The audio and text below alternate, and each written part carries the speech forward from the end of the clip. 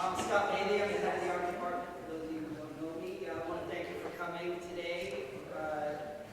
Also want to thank the college for its support of the gallery, the Mac Gallery, and the programming that we do. And I want to thank the Woods Family Foundation that's offered us a grant again this year that supports our programming.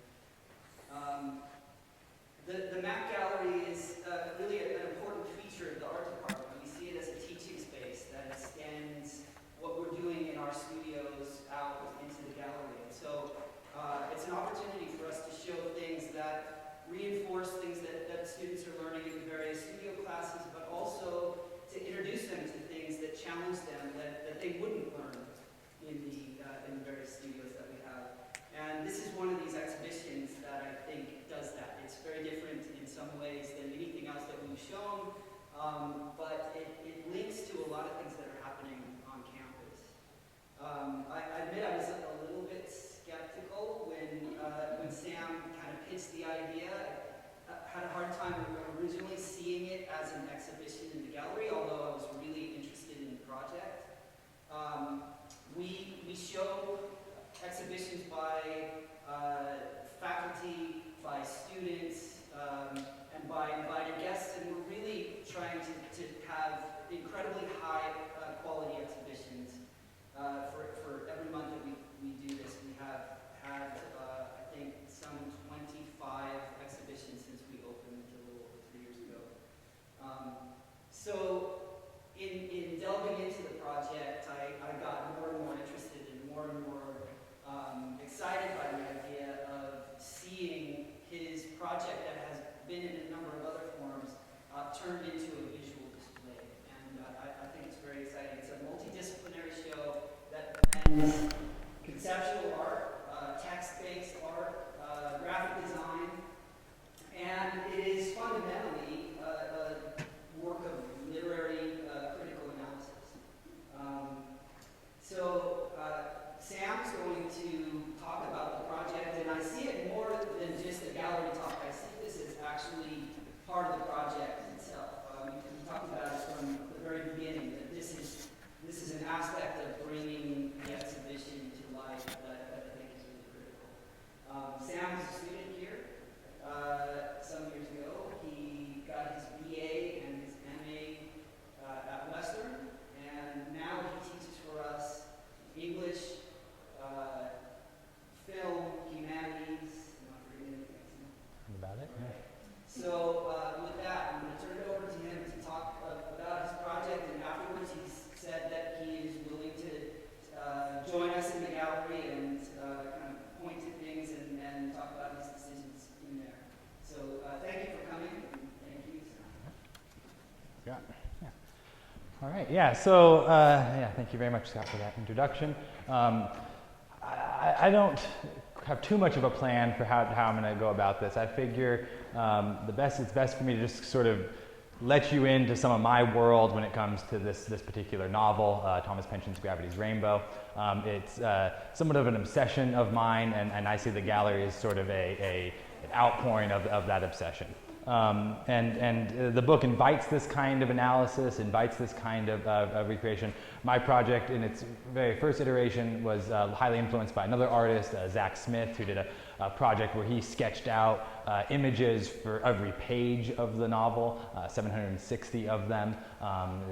His project. And I feel that taking his and mine together, it's really just kind of something that the text asked for, to unpack this densely, puzzling and challenging novel that has elevated, to it's sort of simultaneously heralded as maybe the greatest novel of the 20th century, and also maybe this big joke that's one of the worst novels of the 20th century. I mean, it kind of has this role that is undeniable in its influence and sort of what it has created.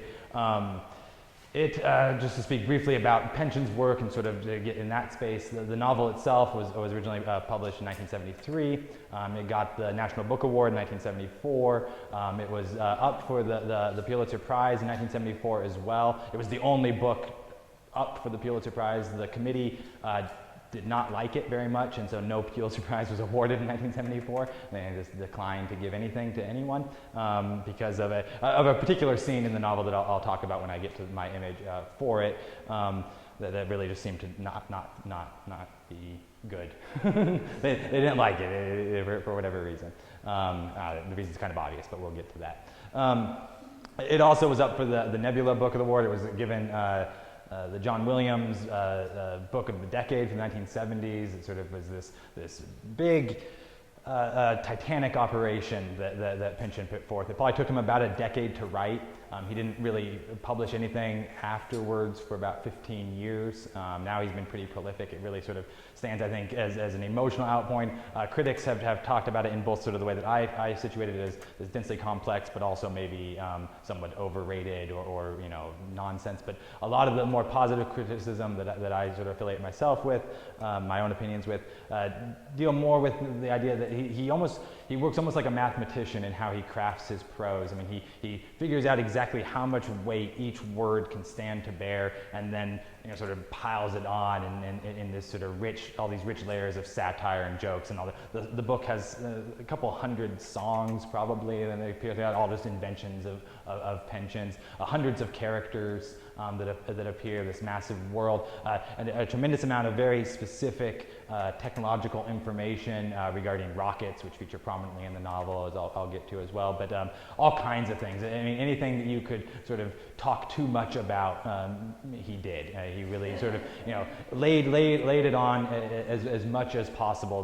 Gives the book this sort of reputation for being encyclopedic in its approach to things, and that's one of the sort of big difficulties that is largely associated with it. The other one, this also goes back to the rockets, has to do with the analyptic and paralyptic structure of the novel, the two words that I imagine aren't probably that common, but basically literary forms of flashbacks and flash forwards. Like you might see in a film. So the book often will jump around in time and space and among the multiple characters that you might encounter at various times. Yeah? Can I do it already? What's that? Can I interrupt you? Yes, yeah, I forgot to sort of, since I don't have too much of a plan aside from just talking and sort of outpoint, I am very open to questions throughout, so yeah. I have a computer, so I don't know if I heard right. So the novel is, I didn't read it, I'm not proud of it, but I didn't. So is that, you said flashback and flash forward, that's the material, that's the essence of the novel? It's one of his major sort of literary structures that he has. Fundamentally, the novel takes place between probably mid-1944, July 1944, up to September 14th, 1945. The Feast of the Cross is the last day of the book. Still related, still in the reality of World War II, right? It is an intensely historical novel. Pynchon went to painstaking efforts to tie events to real things. He layers on all kinds of fiction that I will sort of get into. But yeah, it is. You can, for each episode of the book that my pictures, you can almost pinpoint an exact date in history that he is satirizing or taking events from. So he does have a core of the events per se, and then kind of ventures back and forth. Yeah, so you might encounter a character in 1945, and then the next episode, or maybe within that episode, you might be back with that character, like Vasov Chicherin, the Russian character. You might be back with him in Kyrgyzstan some 20 years before, during the sort of the formation of the Soviet Union, and follow his military career, and then you'll be back with him in the present 1945. And so you'll jump through, or even more elaborately, Tyrone Slothrop, our main protagonist, you'll frequently sort of jump back to the 1600s with his ancestors, William Slothrop, and deal with like early colonial American history and stuff like that, and then you'll be back in the present, again, 1945 sort of time. So you have this jumping around, and the reason why it contributes to the complexity and density is he doesn't do a good job, or I mean, I think it's perfectly understandable, but I mean, it's not very anticipated. It just kind of happens. You're just kind of along for this ride. There's no distinct, he's not like, oh, now we're in this time period. You'll just be there. You'll be with one character, then you'll be with a different character in a completely different time, completely different place, with no real contextualization. You're just sort of left to figure it out. And that's essentially what my project is my sort of in-depth effort to figure it out, to try to come to terms and understand what's going on at any given moment within the text, and then through artistic representation, try to sort of attach some symbol or idea or theme to the image that can best sort of express it. And that was my sort of effort. If I go ahead and get started, basically my slide show is just fundamentally contains the images from the gallery. I figured it would just be a good way to talk about the book a little bit and then start talking about the images and sort of give you some plot summary to sort of reveal what's going on through my images. This is not an image from the book. This is just my title image, I suppose. This is actually the text taken from the gallery readout on me that sort of describes what the project is. I entered that into a generator and made an image from it. I was curious. I like that the word word appears pretty prominently. I think that's appropriate within my project. You can see episode, novel, my name, Pynchon's name. You have some of the other things I just mentioned. I have a laser pointer. The 400 and the characters happen to go right along with each other. This number 21,900 is the number of words that are on the wall in the gallery at this moment. 73 features prominently not only the year in which the book was published, but also the number of episodes that the book contains is 73. The numbers emerge as very significant. Pynchon sort of takes any kind of numerology or mythology that he can and sort of layers them on top of each other throughout. Yeah? So the way the software works to generate these word clouds, the word placement is actually determined by the software. You did not arrange that, or do you? I'd say, yeah, yes, kinda. I don't know. Basically, within most word cloud generators, the one that I used for this project, Tegral, you can move them at will of my own. I could fix them anywhere that I like them to. It gives you random ones. Most, I would say, I did that occasionally if I wanted to sort of juxtapose particular characters' names or something like that, or move them around. I did a handful of manual movement. Mostly, I would just continue to reshape it until I got something that sort of matched what I was going for, Okay, so using the algorithm. Click, Refresh over and over, tweaking settings, tweaking arrangements of the what I wanted, the colors and the fonts and things like that to sort of suit my needs. But yeah, just trying to get. You can also, you'll notice that, I mean, you can change the angles of the fonts and the direction in which you can have it be horizontal, vertical.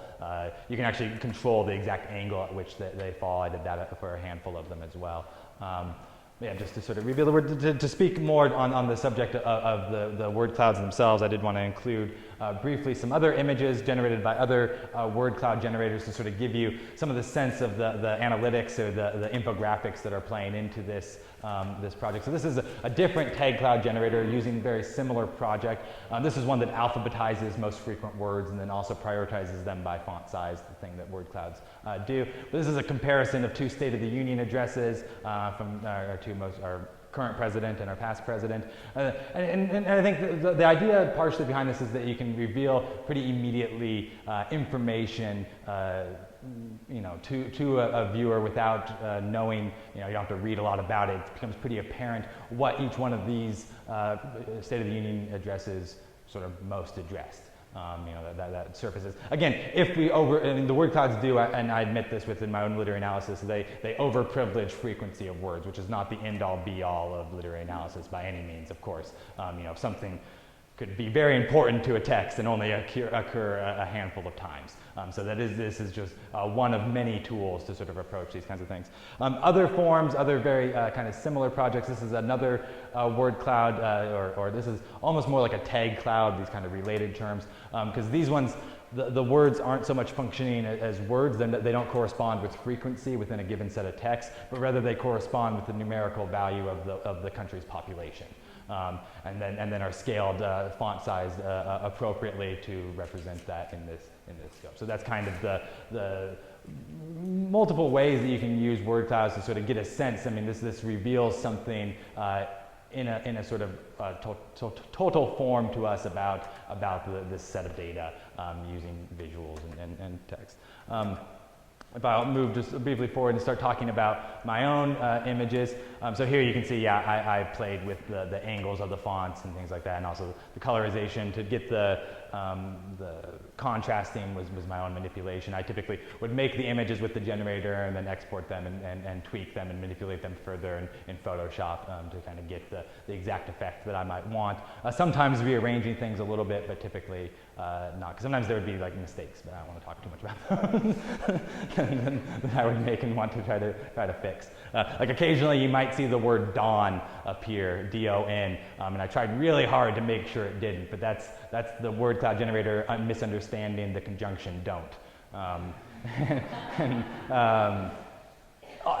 not sure. I think it might appear in one. I tried really hard to make sure that they weren't present where I could. But so this leads us to one of the most sort of, as I mentioned before, rockets feature prominently. They represent not only maybe the most central element of the text, what the book is fundamentally about, but more than that, Pynchon even sought to structure the like form of the novel around these rockets. It doesn't just narratively impact the content of what's going on, but it actually shapes the structure and compels many of those, the analyptic and proleptic, the flash forward, flash back structure that I was talking about is directly compelled by the V2 rockets. And what I mean by that is that V2 rockets, for those of you that aren't familiar, were the first thing that mankind ever launched into space, and the first thing that man ever got to travel at supersonic speed.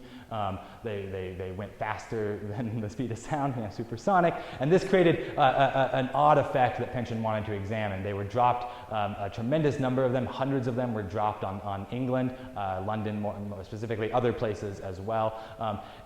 This is remarked on in this first episode with a character named Pirate Prentice, and that's where the pirate comes from. There isn't a pirate in the book. Well, there's a group of Argentine anarchists that are kind of like pirates, but this is a man named Pirate Prentice. That's a pun. Most of the characters' names are kind of puns or metaphors or symbols for something else. Pirate Prentice is supposed to be kind of a pun on Pirate Apprentice from Pirates of Penzance. So, I mean, it's kind of like the Gilbert and Sullivan thing, and lots of the songs kind of play into it as well. It's a whole sort of elaborate thing. You get other words. The banana appears frequently in the first image and obviously in the second image. Pirate at this particular moment in the book is doing two things. One, he's standing on his veranda and sees a rocket going up into the air and has this sort of delusion, this fantasy about what it would be like if that rocket landed directly on the top of his head, and how compelling the rockets are because they travel at supersonic speed. So if you hear the explosion, then you weren't in the target zone, right? Pynchon sort of latches onto this idea of reversing chronology, reversing how the flow of time is what something traveling supersonic does for his characters. So, kind of all bets are off. Things can happen before you get the sense perception that they are happening, and before your body can catch up with the thing. So this whole idea of inverting or reversing time, or time not really having as meaningful impact, really sort of shapes much of how he decides to structure where things go. The rockets travel, like I said, at supersonic speed. At the same time that Pirate Prentice is having this thought about rockets landing on his head and how sort of agonizing that would be, he's also having this idea of what to cook for breakfast for his flatmates, and he arrives at bananas. He has some connection with somebody else and he can get lots of bananas. So the book it's one of our first lists that we get, is why it sort of features prominently. The second episode especially, I also wrote a cookbook to accompany all the different food items that appear in Gravity's Rainbow, and there's about 20 different banana recipes and more things than you could think of to make with bananas. Pynchon found out, and most of them are real. Most of them do exist in some iteration. I didn't have to make up too much when I did that. Bananas feature prominently. I'm not. That explains my image of a banana. I'm not sure exactly what it does, more so in the novel, aside from maybe contributing further to the phallic imagery that is strong with the rocket, obviously, and also becomes another sort of major narrative structuring tool here. Not sure if I have anything else to say about rockets. Oh, I will say, to explain the title of the book, Gravity's Rainbow, that refers to this concept of the burnout, or the Bruchlosch, as the Germans. I don't speak German, so I apologize. But the point at which fuel is cut off from the rocket and gravity does the rest. That's how the V2 rockets worked, is they were propelled with rocket fuel to a certain point to their supersonic speed, and then the rocket cuts off, and then they just fall down, and gravity does the work for them. And so that moment, it creates this arc, this rainbow. And that also sort of contributes largely to the narrative structure as well, because rainbows, as I don't know if you all know this, but I mean, I just kind of, they're circular in nature. Rainbows are, it's an illusion, they're all an illusion, but they're not an arc. They cut through the earth and they continue. They're always circles. Like if you're playing with a hose or something, right, you can see the rings of rainbows. So what appears like a typical narrative arc is actually very circular. Think something like Finnegan's Wake or The Confidence Man by Melville. These novels that like to sort of loop around and start and go back to the beginning is very, again, reversing chronology of time, but also central to the plot and where characters end up. One of the many things. I will say, with regard to the rockets, the other figure that features prominently, I'd say he's probably the primary antagonist, if you could pinpoint a sole person, is a man named Weissman Blisserow. Weissman Blisserow is a stand-in for Wernher von Braun. Pynchon, is my estimation with regard to the novel, did not think very highly of Wernher von Braun, or at least wanted to acknowledge his involvement in the manufacturing of V2 rockets. He was an SS officer. He used slave labor to build rockets to drop on primarily Brits, but others as well. And then immediately after the war, he is picked up in aptly named Operation Paperclip, and brought to the United States and becomes an American hero because he sends us to the moon. So this kind of, and Pynchon's very, in the postmodern tradition, very skeptical of this kind of how money, plays into these things, how it's, morality kind of washes away as soon as the dollar takes hold. And he sees his stand-in Blisserow, but also the actual Wernher von Braun, who has the opening quote for the novel, as being very problematic, and the treatment of these individuals is highly problematic. And yeah, he was directly involved with the actual manufacturing of V2s, and of course takes place as this role in the novel. Moving forward, I think I can sort of come to bring it about what I was talking about with regard to the phallic imagery and how much the rockets and this whole thing play into it. The star for the third image represents a sequence of two maps that appear in the third episode of the novel. They correspond to one map in which a group of spies, that is Tantive and Bloat, those are characters' names as well, are monitoring where exactly it is that the rockets are falling on London. They want to know if they can figure out, for the sake of evacuation and saving of lives and just understanding this weapon that's been being deployed upon them, if there's anything they can do about it. So they're trying to map out and get the statistics on it. Another character that shows appears shortly after, Roger Mexico. Again, Mexico is not the place, but a person. Roger, this is a Poisson distribution, a random distribution. The rockets were entirely random. About 20% of them fell back on the launch stations that they were launching. It was utterly random. There was no way to control them during the war. Von Braun got a lot better at it by the time we tried to go to the moon, but there was no way of controlling them. And so they do follow this completely random pattern, but they're mapping them out, trying to figure out if there's any kind of the way that they can detect what's going on. And the other map corresponds to a name that several people asked me about before, or what it were. This doesn't really, it's not an obvious name. But this character, Slothrop, he emerges as our protagonist. He occurs probably most large in the most number of the word cloud images. His name is sort of this odd. There's a bunch of theories about where his name comes from. I typically assign it to the second law of thermodynamics, the name being an acronym for it, or kind of an off acronym, entropy, second law of thermodynamics. You can see it there. I don't know what to do with the P, but whatever. His character does essentially function as kind of entropy in everywhere that he goes, and he does, like I said, become our central focus. But going back to the stars, what's happening here is that everywhere that Tyrone Slothrop, our protagonist, gets laid in England, because he He does that a lot.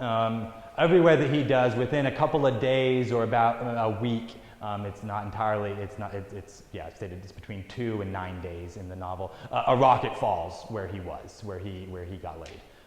So there's this odd, so this completely random thing is happening, also corresponds to the completely random sexual conquest or couplings of Tyrone Slothrop. And this has gotten people's attention. That's why these are friends of his, Tantive and Bloat, but they're spies. They're spying on him to try to figure out what exactly is there something special about him. And there maybe is. It's not entirely clear. The story about there's something special with Tyrone has to do with Pavlovian conditioning and something that he's been sexually conditioned to respond to plastic. An imaginary plastic called a Molex G that is used as a major component in rocket fuel, again in the fantasy world that Pynchon has constructed. So he gets an erection because of the rockets, and that seems to sort of tie this together. Again, that's all called into question by the end of the novel when sort of everything is thrown out the window, but at the time, that's kind of the operative theory. It also seeks to explain a handful of images a little bit later. So when we get introduced to Edward Pointsman, the name that appears here, he is a Pavlovian scientist that is sort of interested in conditioning. He involves a variety of conditions. He conditions an octopus named Grigori to attack a woman named Katya and have Slothrop slave them to sort of pull them out of it and then make them fall in love. It's all sort of all this odd kind of thing. But he is very interested in the idea that Slothrop might have been conditioned. And I will sort of take a brief aside because this is a good. I don't know if it's a brief aside. I don't know. The whole thing's an aside. But to get to the idea of what Pynchon, how he weaves in historical information with sort of actual historical events with his fiction, how he wants to blend these things together. There is a story, I don't know, any of you familiar with the John Hopkins experiment from the 1920s, the experiment on little Albert? It's a pretty prominent study. Basically, it's sort of the fundamental case of classic conditioning that a scientist sought to condition a human infant and to see if humans could be conditioned in the way Pavlov conditioned dogs. They did this by experimenting on a 1-year-old and making him have a fear response to furry objects. In sort of an odd way. And so what Pynchon does with that is he says that, okay, at Harvard around the same time in 1904, there was another scientist named Laszlo Jamp. Laszlo Jamp wanted to do a similar experiment where he conditioned an infant to get erections to plastic.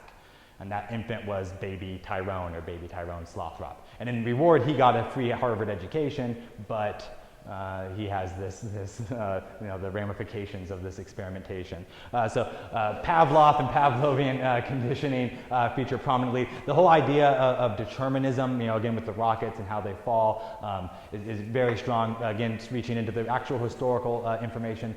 William Pynchon, Thomas Pynchon's ancestor, was one of the early American settlers. I think he didn't come over on the Mayflower, but a very early ship. He was here in the 1660s, founded several cities that still exist today in the Massachusetts area, and it has the esteemed privilege of being the first person to write a book in the colonies that got banned and burned in the colonies. He wrote a book that Pynchon sort of characterizes as being an attack on the Calvinist idea of predetermination, the preterite, that anyone can achieve salvation through God, and that was seen as such a sort of not in line that it was banned. Again, that's kind of what the book was about, but for William Slothrop, Pynchon's ancestor, that's very much what happened. So Pynchon has this way of weaving even his own autobiography and actual historical events his family did have clearly. There are books written about his ancestors completely unrelated to the author himself. He has this sort of American legacy that's at work, and he wants to play on that as well.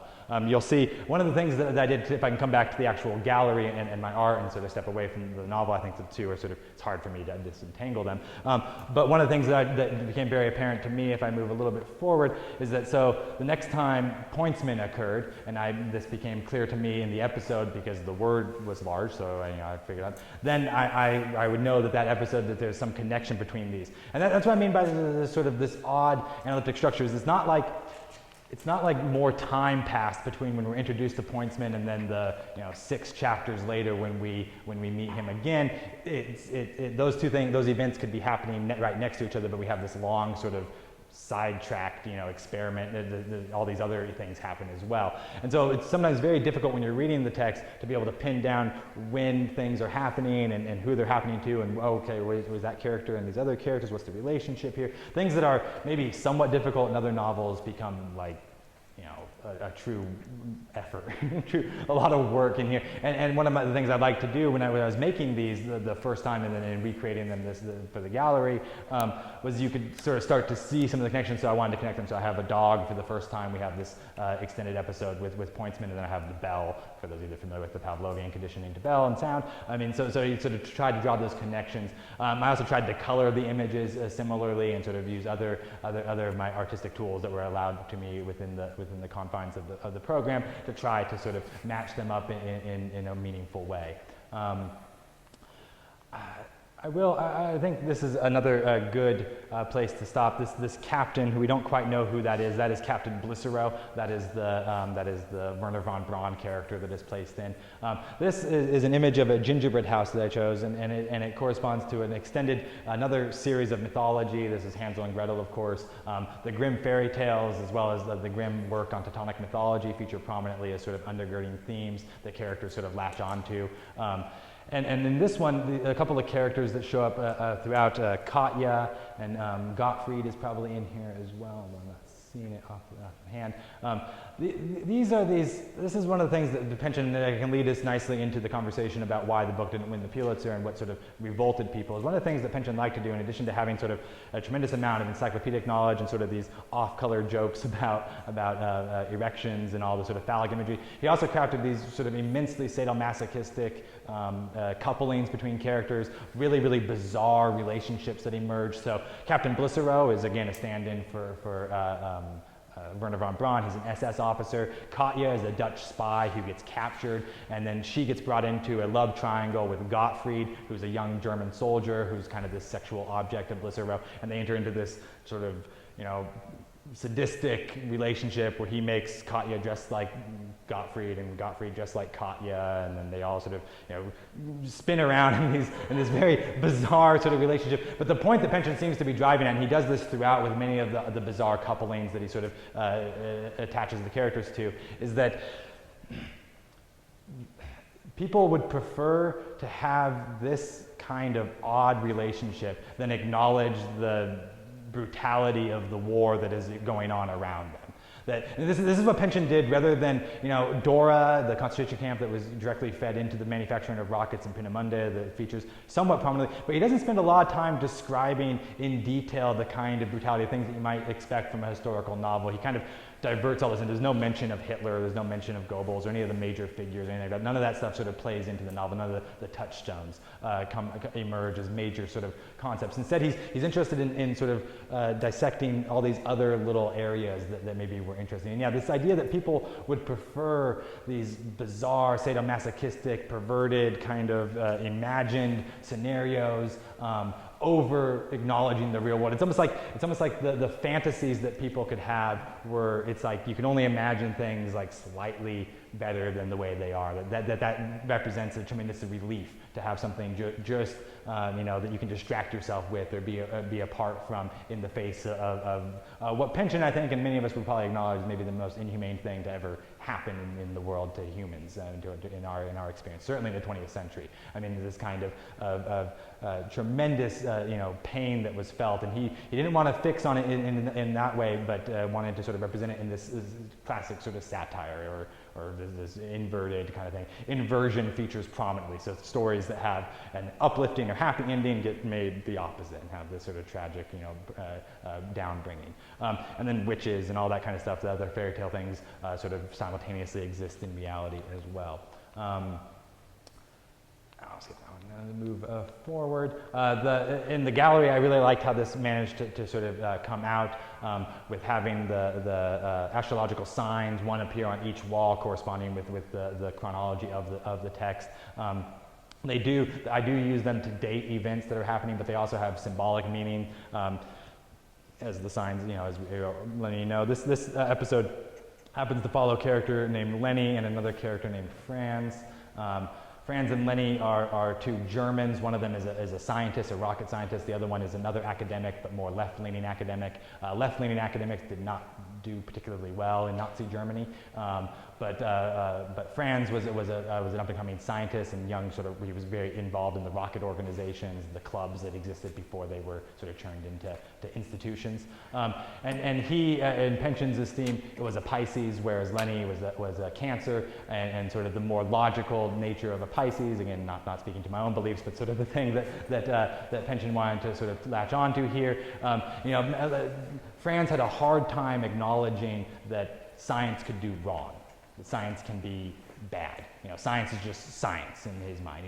Building rockets, launching them, it's just great. It's just, I'm going to do it because I can. It's just kind of this onward pressing of human technology and advancements in science was just sort of unrelenting. And Pynchon, I think, in sort of a classic postmodern move, especially in the 1970s, wants to, question that point. Is it okay to experiment on 1-year-olds and make them get erections to plastic? Is it okay to use slave labor to build rockets? These things that, I think moral questions that we can sort of somewhat answer pretty clearly were sort of unrelenting, and Pynchon felt not completely answered, particularly because of, like I said before, Wernher von Braun goes on to become an American hero and send us to the moon. He never faces his consequences for any of his actions. He's sort of kept aside as being, well, he's a great rocket scientist. Maybe the greatest rocket scientist of the time, right? So you gotta get it. You can't acknowledge that kind of thing. Forward through time a little bit. Here we've entered into the second part of the book, and I'm not going to try to go through all the book, clearly. Here we have Grigori, the octopus that I mentioned earlier that was conditioned to attack Katya, an attempt to make him make her and Slothrop sort of come together as a couple, which happens. I want to move forward to this particular scene. This is one that took me a long time to work with, and I wanted to make it as good as I possibly could. So it took me a long time to come up with an image to represent here. This is the episode of the novel that made the book lose the Pulitzer Prize, essentially. It contains, or is almost focused on, an explicit act of copophilia. So I'll just leave it at that.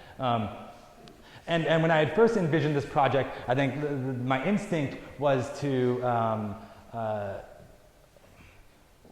sort of play into, I think, the exact kind of critique that Pynchon wanted to sort of destroy. This idea that I wanted to just have like a piece of shit be the symbol, here. Because I couldn't really think of much else to do. So I was really struggling with what is he doing on here? And the episode is an incredibly important one. It's not done for pornographic or for sort of extended unnecessary reasons. It's actually very meaningful. And so what's going on here is a character from earlier in the text, Brigadier Pudding, a one-star general, is being used, or a brigadier, he's being used to run, he's like the puppet leader of this organization that's being used to spy on Slothrop. And Katya, with Pointsman, has convinced him that she is a Teutonic witch, and that she's going to recreate the Makabov ritual, this aspect of Jewish mysticism. Again, Pynchon takes Jewish mythology, Kabbalah, into sort of as a major structuring framework for what he's doing here. So the word that, but what he does is he takes this idea of a chariot, takes the idea of this ascension myth, this ascension story within the Kabbalah, and inverts it. He makes it the opposite. Yeah, so what I've done is I've taken the word Makabov, the Hebrew word, and turned it upside down for my image to sort of very, in kind of an overt way, represent the inversion of this story that's happening, which is just, I think, had a really good effect with this word, because you can recognize it, I think, pretty easily as Hebrew, but it doesn't look like Hebrew. Really, it's odd because it's been inverted in this fashion. And like I said, inversion represents this sort of ongoing theme with Pynchon. He wants to take things and turn them on their head, take things and reverse them and turn them around and make them the opposite of what they are. Something that you might find comforting is actually something that's going to be very sort of unpleasant for you. And so this story, this ascension story, is made into a very dark descent, a descent into feces, right? The darkest descent. And also it's actually precursed earlier, because in an earlier episode, Slothrop is given a hallucinatory drug and asked to crawl through, and he chases his mouth harp down a toilet. to try to escape some men that are after him. And this kind of is revealed. So this kind of a literal, and this should resonate somewhat with like Dante's Inferno and something like, you know, this use of feces and crawling through them and sort of the muck and the dark. I mean, it isn't like Pynchon didn't invent it, but he does depict it in a way and describe it in a way that is, well, was clearly too much for the committee, for the Freelancer committee to get through. Yeah, another astrological sign. This is another thing that I like to do with the actual project. So, like I said, the book, well, intimately tied to specific historical events in a way that is almost like, you know, it's amazing that you could. He found out like radio broadcast and when they were broadcast and like, you know, all these kinds of things. I mean, a lot. Like I said, it took him probably about a decade to write this novel, and the amount of research and detail that went into sort of doing that kind of thing. He was very particular, but then he omitted massive things. So, like, I mean, things that you would not, like, you know, if you were to watch a History Channel documentary or, you know, maybe something better than that on World War II and sort of, you know, go through the main key events, he really kind of just, like, leaves many of those out or makes them as sort of background features. So, VE Day just passes without virtually any acknowledgement by the characters. I mean, this episode happens to take place on May 20th. In 1945, which is actually the Pentecost. That's where the flaming dove image comes from. He lines up many of the events with images from religious holidays, things like that.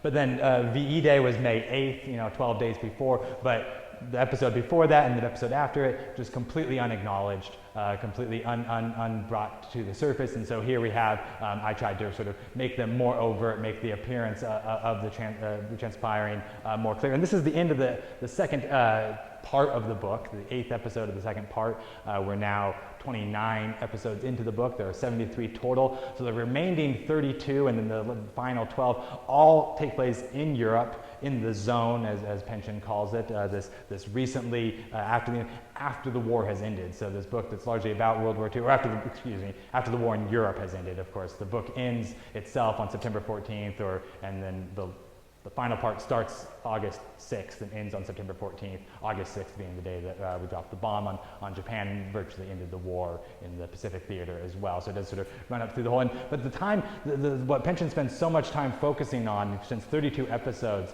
in Europe, going around specifically in Berlin and in Peenemünde and Potsdam, and cities that were just utterly devastated and destroyed, sort of really is a part of World War II history that I don't think gets talked about very much, and so he really focuses in on this really odd time where things are kind of up for grabs, and we're very literally up for grabs. It's basically, as Pynchon tells it, and my own sort of historical looking seems to be fairly accurate, just kind of Russians and Americans just sort of ransacking things, not like taking objects, but like scientists and picking people, technology, things like that. Was just. This is also a time in which, you know, I mean, there was some knowledge of concentration camps and things like that, but the sheer, you know, many of them were just not that well known. So we have GIs just kind of walking into these locations and revealing, you know, bringing them to the fore. I mean, much of what becomes very iconic about World War II wasn't so much known wasn't massively known by people prior to that, and he really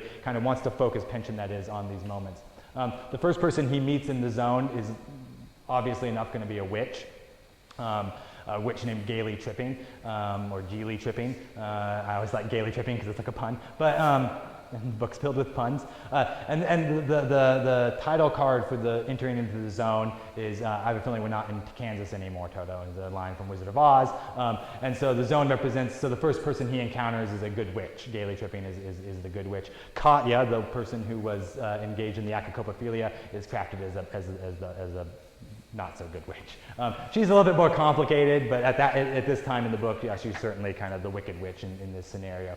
So that emerges as a structuring detail as well. This is an image that I talked with Scott about, sort of my back and forth on whether or not to include in the exhibit. Like I said, the book itself largely sort of sidesteps many of the prominent symbols. I was never, there's no point in the book that I thought maybe a swastika would be like the appropriate symbol. Not even inappropriate for the other, maybe more obvious reasons, but even with connecting it to something about the text. The SS, though, I just, just really couldn't avoid in my mind as far as what the analysis asked me to do. And not just because Blicero and the real life Wernher von Braun was an SS officer, but actually Mittelwerk, the factory that was used to build the rockets, that was built into the mountain after the Allies bombed the Peenemünde rocket facility, they built one underground. They actually built the tunnels into this shape. In the massively underground, these massive tunnels are built into a giant SS under the ground. And that feature, this is a feature that is remarked upon by the characters, and is also where a good deal of the events take place, where they go in and they're sort of looking through this facility to see what technology there is, and we meet some other characters throughout. But yeah, they actually designed them that way. And the other thing that Pynchon really remarks on, and this emerges much later near the end of the novel, is this idea of planned obsolescence, the idea that things are designed to fall apart. A feature that has really become very prominent with much of our technology. If you think about our phones and things like that, right? They don't last very long. You can no longer replace tubes on televisions. Right? I had the power switch on my television, go out and had to buy a new one. And I played around with it for a couple of hours and realized there's really nothing I could do to be able to turn this thing on. Our ability to engage with technology has really gone down. And the idea that Pynchon's getting at is that even these tunnels were designed to not last.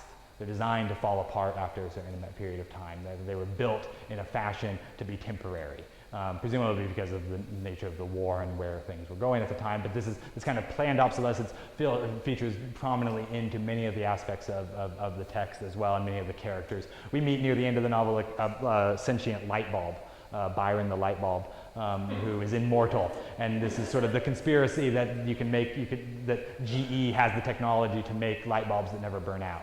But why would you make a light bulb that never burns out? Because then people would stop needing to buy light bulbs, right? I mean, this whole kind of conspiracy and paranoia and things, and I don't know, that might be true, but this is the whole idea of planned obsolescence, things being determined to fail after a certain given time, seems to be very in line with many of the sort of critiques on corporate culture. One of the other major antagonists in the novel is IG Farben, the only war cartel, a chemical cartel that was dismantled after the war. So other companies that worked for the Nazis, BMW, or that were just Nazi corporations, usually Volkswagen, Bayer, these kinds of things, they were largely allowed to go on existing. But IG Farben was torn apart. IG Farben, probably particularly because they manufactured Zyklon B gas that was used in the concentration camps, something sort of unforgivable. But they were fundamentally a chemical company. And yeah, the corporate structure of designing things not to fail. There's even talk of like they were designing IG Farben memos that appear in the book, made up by Pynchon, reveal things like they were designing this laser weapon that would blind a population, and how that would work. And this is actually really odd because there are actually U.S. memos about if we could put a siren on the A-bomb and people would look at it, we could actually blind a much larger radius from the blast radius of the actual dropping of the bomb by people if people looked at it as it went off. So that's something that we actually thought about doing. But this idea that design some kind of laser weapon or some kind of light weapon that would blind people, and then the response to the memo in the book is like, well, we can't do that. What would that do to the dye market in the next generation? No one's going to want to buy dyes if everyone's blind, and we sell dyes because we're IG Farben. I mean, just all this kind of the sheer mechanism of the market was at work during World War II.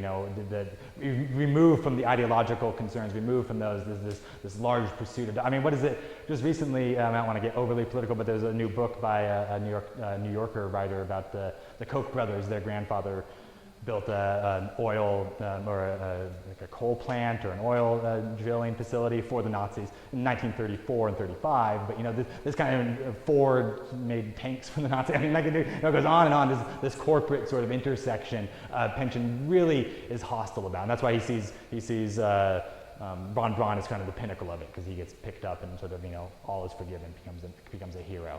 But yeah, there's a line near the end of the book that talks about. Don't look for these people among, don't look for them to be on trial. Look for them among the upper echelons of American business. I think that's where these pioneers and stuff are going to go. And it's unfortunately kind of true. But we move forward. I'm gonna have to stop. There's so much to say. There's so many characters. This is when we get introduced to a character named Inzian. Inzian is a Schwartz commando, a black commando, an elite unit of rocket engineers that are made up as a propaganda film and then somehow become real. Something that the book also does. So if you can kind of imagine something in the zone, it can become real. Think of like, Wizard of Oz kind of stuff. So there's a filmmaker who made this propaganda film about black soldiers, black Nazi soldiers working on rockets, and then lo and behold, those soldiers come into existence, and they are wandering around the zone and trying to find a rocket, trying to find a very special rocket that emerges later on. Let's see. Skip through. Yeah, I can answer more questions about this. This is the IG Farben logo, their actual emblem, a beaker with the letters inside of it. This is the episode to which I was referring that talks about the memos. I want to get to the last sequence of images. Oh, there's Byron the bulb, the light bulb that is sentient and has a nice little conversation. You have some characters actually in the zone. They meet the horned god. They meet Pan from mythology, and he encounters and stops some people. It's not clear if it's a hallucination or not at this point. It probably is, but things, like I said, Slothrop, remember, second law of thermodynamics, he represents entropy. Everywhere he goes, sort of like disappears and goes back to nothing. It's soon after this that the name Slothrop will pretty much disappear from from the word clouds, because he literally walks out to a crossroads, lays down, and disappears. I had to read it like 6 times before I understood. And first time I read it, I just kept reading. I was like, "Where's Slothrop going? Like, where is he?" And he's just gone. He lays down again, becoming kind of like a Christ figure. This occurring on the Feast of the Cross, September 14th. He disappears and goes away. We have, I want to get to what's really odd about the book too, and one of the things that it brings together in real nice fashion, is that actually, despite being so sort of odd and unpredictable and moving in all these different directions, it does actually genuinely provide some sense of closure for many of our main characters. Many of the characters that we're introduced to that occur more frequently than not actually get like kind of complete arcs, and they come around. Like in the final episode, the final part of the book, The Counterforce, whose epigraph is What by Richard M. Nixon.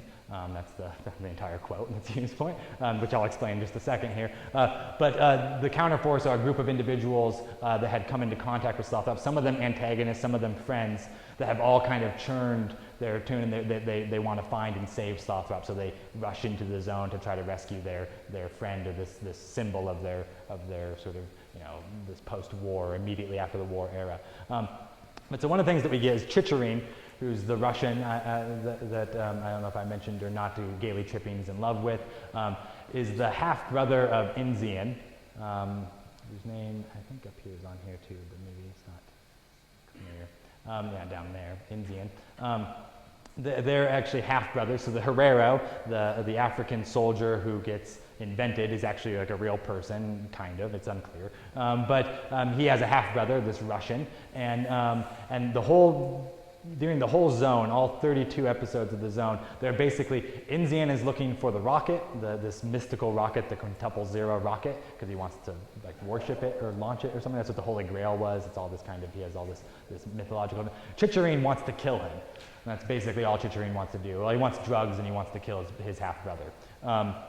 And so there's this moment near the end of the novel. It's the second to last episode of the novel. It's maybe the shortest one. It's only about 2 pages long, where these 2 characters finally meet. And this, I think, is one of the reason why I like this image. And I hesitated to use this image because I thought it might be a little cliche, but I mean, it really is. It's an actual image in the book, the black hand shaking the white hand. When Inzian and Chicherin finally do meet, they trade cigarettes and potatoes, and then they shake hands and they go opposite directions, never even knowing that they are each other's half-brothers, never even knowing that this is the man that he's been seeking to kill the whole time, and anything. It's just completely like, and I think that this is part of what Pinter's trying to do in this final moment where we see the closure for these 2 characters, is like reveal something about the vendetta and this kind of how easy it is to not engage in this kind of conflict between people. That this ideological concern and this ideological drive that we might have can really just kind of wash away in the road. And it's also, in Chicherin at the time, he's under the spell of a witch, Gaily Tripping, the good witch, so she's kind of convinced him to not care, but he just kind of is fine with leaving it as is. And then the final image corresponds back with the first image. This is an actual image that appears in the book frequently. It wasn't until actually I was doing this gallery that I finally, I think, understood this image when I was making this piece of art. Is that it was my understanding this was the bottom of a rocket. This was a V2 rocket as it was flying away from you. But when I added the two colors, the two-tone, which is very frequent paint job for the V2 rockets, I realized that this actually looks like the nose of a rocket, and so it could also be a rocket as it's about to come down on you. And I think that's a perfect metaphor for sort of the nature of the book, right? Because you're never sure if you're going or if you're staying. I mean, this kind of back and forth kind of thing. So you're not sure where the rocket. And this rocket itself, this is the 40, the quadruple 01 rocket that gets launched by Enzian at the end of the book, and it launches into outer space or up into the atmosphere. It disappears and then reemerges in 1970 in San Francisco and lands on Richard Nixon's head in a movie theater. If Pynchon wanted to make his critique of the Vietnam War that was going on when the book was being written and published even more clear. And actually, it was recently, just in a recent bit of research, I recovered that he actually changed the epigraph to Richard Nixon saying "what" from something else during the prints, during like the final stage of printing, as Watergate was happening, as things were coming out in the news. He's changed it to have it be this. It's not actually Richard M. Nixon. It's Richard M. Zahibi. It's a stand-in for Richard Nixon pretty clearly. It's also a reference to one of the most devastating single rocket attacks, which was dropped on a Belgian movie theater, in which 1,200 people were watching a movie and about 600 of them were killed by the rocket. And the most sort of the single largest fatality from a rocket happened to be in a movie theater. So he sort of sets it in a movie theater for this image. So yeah, this rocket, whether or not it's coming or going, is kind of I think a really adequate image, and one that Pynchon probably spent a good deal of time crafting for the book, and I think it represents a good sort of circular range for my own gallery exhibit. Yeah, I think that will do it. I'm going through the images. I ended up going through all of them. I wasn't sure I had to skip some, but yeah. And I think, thank you.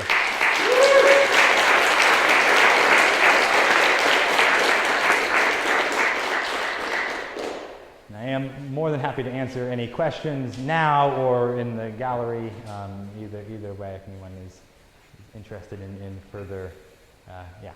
I'm interested in how these word clouds can be another way for my students to interact with their own writing, whether it be essays or a story or a poem they're working on.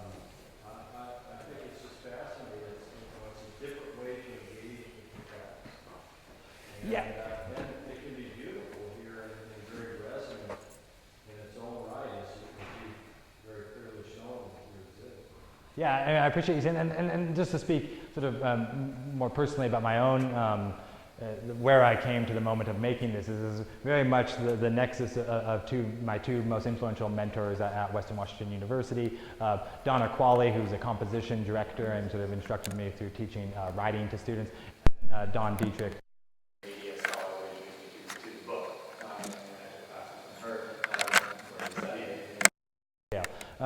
And what I learned in my composition class from Donna, she was actually the one that introduced me to word clouds, and it was in a teaching capacity, using them to insert students' text or other text to sort of, all right, so you wrote this essay, what have you written it about? Well, let's see what a generator says. Okay, you think it's about this thing, but actually that word only occurs like not at all. So are you sure that's what the essay is about?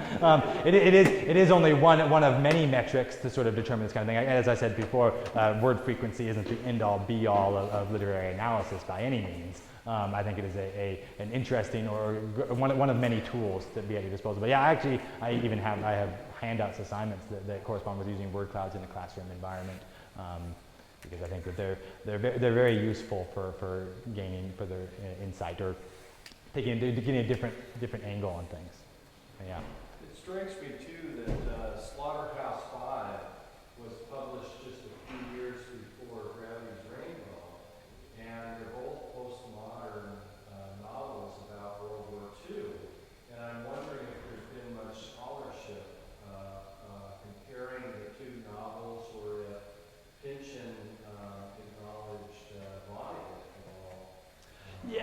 I didn't spend much time. Pension is an odd character. So I mentioned sort of the encyclopedic approach to things, the lengthy time he takes. No one knows what he looks like. I mean, I'm sure some people know what he looks like, but there's no photographs of him. There's one photograph of him from when he was in the Navy.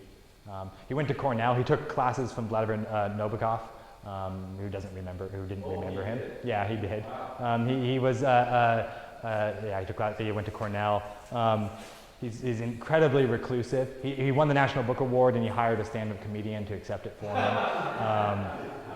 He has given virtually no statements or anything regarding his own work in any way whatsoever. So really the text has to speak for itself, and it's Yeah. up to the critics and the readers. I mean, I would say it's almost impossible that he's not aware or would not be aware of Kurt Vonnegut and a similar project.